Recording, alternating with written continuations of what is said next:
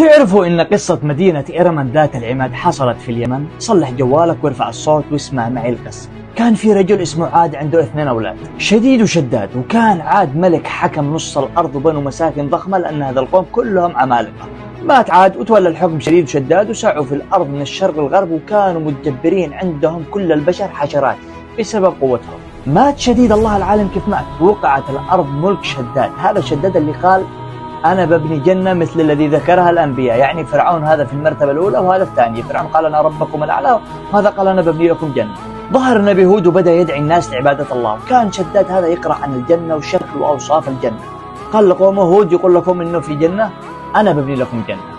جمع الوزراء حقه قال لهم ابنوا لي جنة. إيش كيف مو كيف نبني لك جنة؟ جاب لهم الوصف، لؤلؤ وزبرجد وفضة وذهب وأنهار، يلا روحوا طبقوا، اجمعوا المواد وابنوا.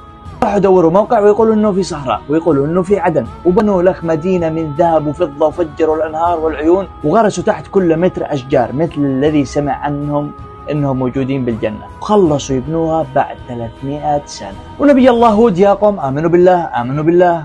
قالوا ايش نؤمن قد بنينا جنة يا اخي. يقولوا انها اجمل مدينة قد انبنت على سطح الارض. الانسان بعلومه الحديثة والمتطورة حاليا مش بيقدر يبني مثل هذه المدينة التي لم يخلق مثلها في البلاد. المهم آمن فئة قليلة من قوم عاد، والباقي متكبرين ومتجبرين بالارض، الى حين ما ربك انزل لهم العذاب تدريجيا. اول شيء خلى الانهار عليهم بجف، والاشجار ذبلت الشمس واحرقت جلودهم. راحوا عند نبي الله هود، يا هود ايش القصة؟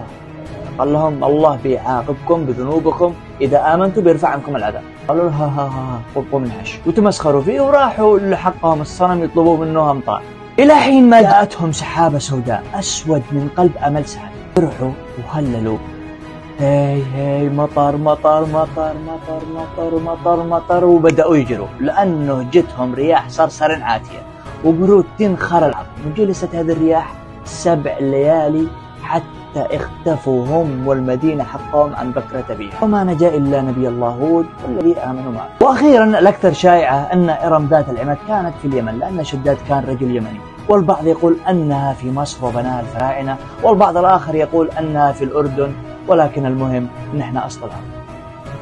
بس إحنا أصل العرب. ولا تنسى تسوي لايك وتفعل الجرس مع وليد تعرف المزيد.